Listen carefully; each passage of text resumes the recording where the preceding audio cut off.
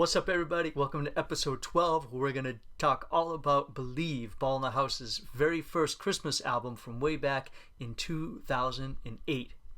Now, this album was produced and engineered by Dan Zimzak, one of our singers at the time. There was in the band me, Davey, and Dan, and then also Aaron Loveland and Ryan Chappell. So it was that group.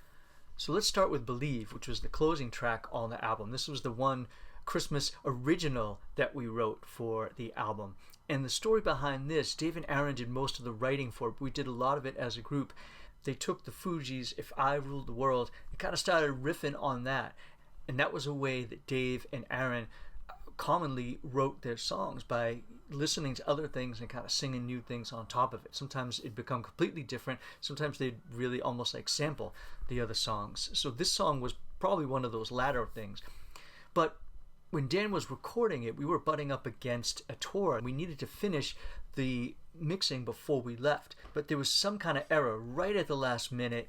The mix just went bleh, and he had to just scrap the whole mix that he had and jump out with us on tour. So in order to make sure that that album was released in time for the holidays, he had to mix it on the road. So we're driving in the bus, he's mixing it with headphones. We tried to test it as best we could, but obviously not the best of mixing situations. So we're all kind of bummed when we hear this album, because we loved the song, but it sounded to us just not up to par with the rest of the album.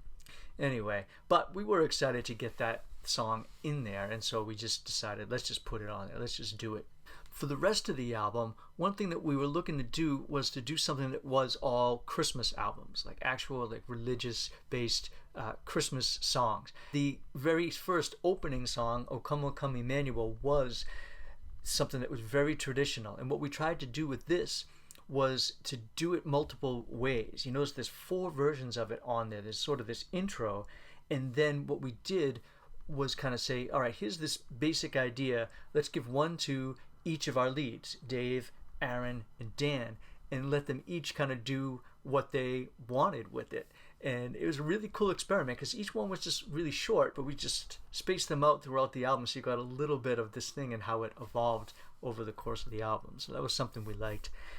So now on the song Away in a Manger, what was happening there was I had started recording the drums, Ryan recorded the bass, and when I came back to the studio later on and everybody had recorded the voices, they were playing it for me, and I was just like, wow, this is so beautiful. And I'm listening to just these great chords. I'm listening to Aaron's lead that was just, kind of falsetto, really, really light, really pretty.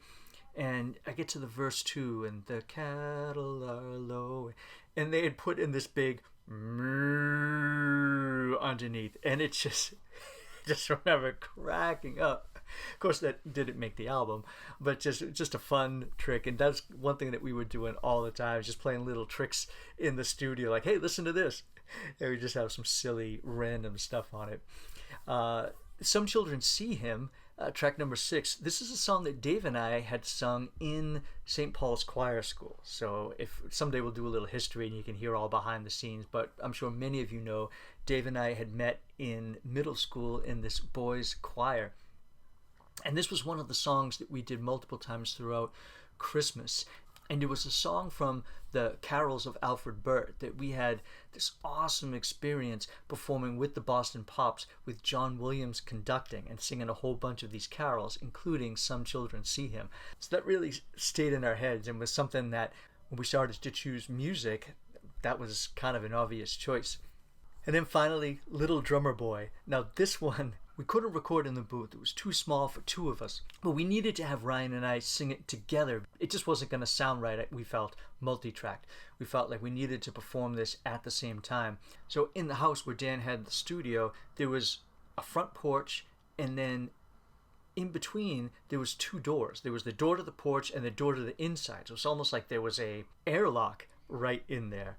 And so we stuck the microphones in there where we had a lot more room.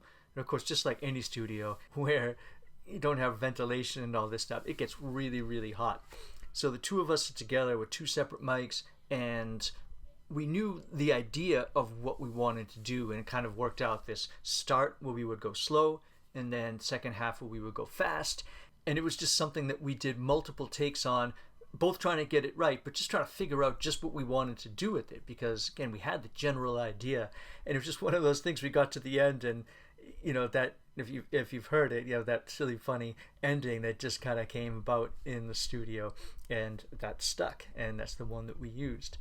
And so hopefully you enjoyed some of these behind the scenes stories in the making of the album Believe. We actually have 2 Christmas albums. At some point we'll talk about Home for Christmas, our other one. But Christmas music is something that is really fun to arrange and write, taking these arrangements of songs that everybody knows and trying to create something really, really original, unique, and different from it that fits our style.